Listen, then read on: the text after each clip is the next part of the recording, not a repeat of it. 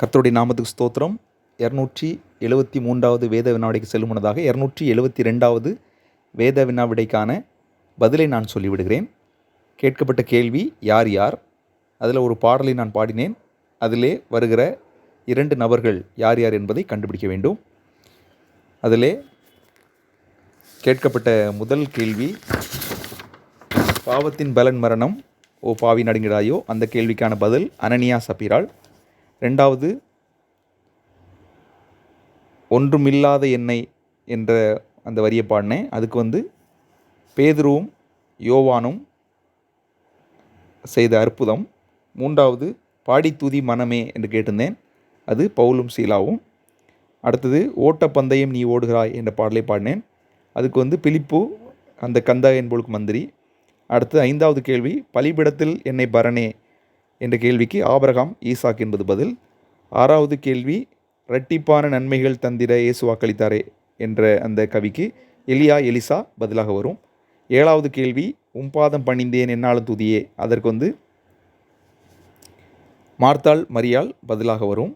அடுத்தது, கூடாதது ஒன்றுமில்லையே என்ற பாடலுக்கு தாவீது கோலியாத் வரும். அடுத்தது 9வது கேள்வி, சமாதானம் ஓதும் இயேசு கிறிஸ்து இவர்தான் என்ற பாடலை பாடினேன். அதற்கு ஏசா யாக்கோபு என்று பதில் வரும். கடைசி கேள்வி, இயேசு வந்த வீட்டிலே சந்தோஷமே என்ற பாடலை பாடினேன். அதற்கு சகையு இயேசு என்பது பதிலாக இருக்கிறது. ஓகே, அடுத்த வேத வினாடி பகுதிக்கு நம்ம செல்வோம். 273வது வேத வினாடிக்கு செல்வோம். 273வது வேத வினாவிடை பகுதியின் தலைப்பு வலுவான உறவு. வேதாகமத்திலே பல உறவுகளை நம்ம பார்க்கலாம். அது எப்படிப்பட்ட உறவுகளாகவும் இருக்கலாம். ஆனால் வலுவான உறவு, ஒரு ஆரோக்கியமான வலுவான உறவு எது என்பதை நம்ம கண்டுபிடிக்க வேண்டும். நீங்கள் இந்த கேள்விகளுக்கு வசன ஆதாரம் தர வேண்டிய தேவையில்லை. அந்த வலுவான உறவு யார் யாருங்கிறத நம்ம கண்டுபிடிக்கணும். சரிங்களா? ஓகே, இந்த நாளின் முதலாவது கேள்விக்கு நம்ம செல்லுவோம். யார் யாருக்கு இடையேயான உறவு அப்படிங்கிறத கண்டுபிடிக்கணும். சரிங்களா? ஓகே, முதலாவது கேள்வி, உயிர் சிநேகம். உயிர் சிநேகம் என்றால் அது யார் யாருக்குள்ள உறவு அப்படிங்கிறத நீங்கள் கண்டுபிடிக்கணும். ஓகே, 2வது கேள்வி, ஃபெவிக்விக் ஸ்நேகம். ஃபெவிக்விக் ஸ்நேகம் இது யாருடைய ஸ்நேகம் அப்படிங்கிறத நீங்கள் கண்டுபிடிக்க வேண்டும். 3வது கேள்வி, சோதனை நடுவில் சிநேகம். சோதனை நடுவில் சிநேகம்.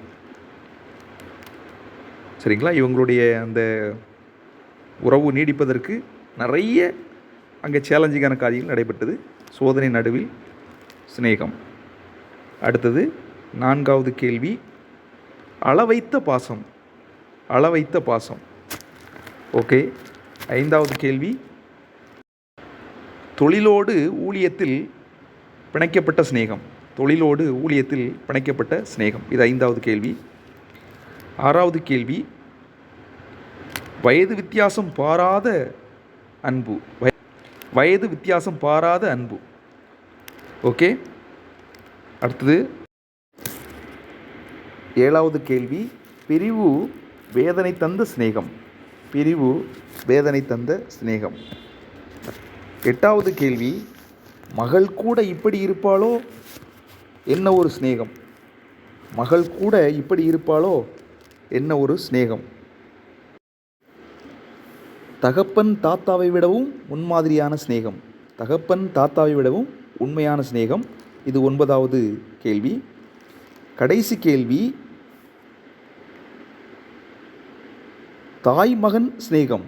தாய் மகன் சிநேகம். ஓகே, இந்த நாளில் இந்த ஸ்ட்ராங் ரிலேஷன்ஷிப், வலுவான உறவு என்ற தலைப்பின் கீழாக 10 கேள்விகளை கேட்டிருக்கோம். சரிங்களா?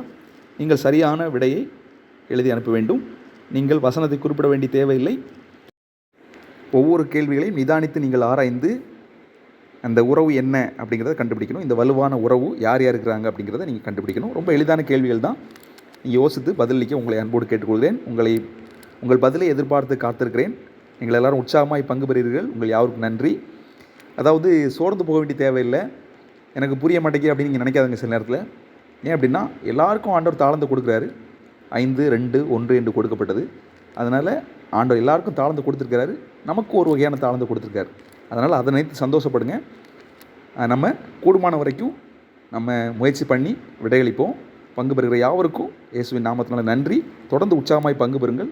ஆண்டவர் உங்களையும் உங்கள் குடும்பத்தையும் ஆசீர்வதிப்பாராக. இந்த ஊழியத்துக்காக நீங்கள் தொடர்ந்து ஜெபியுங்கள். நன்றி.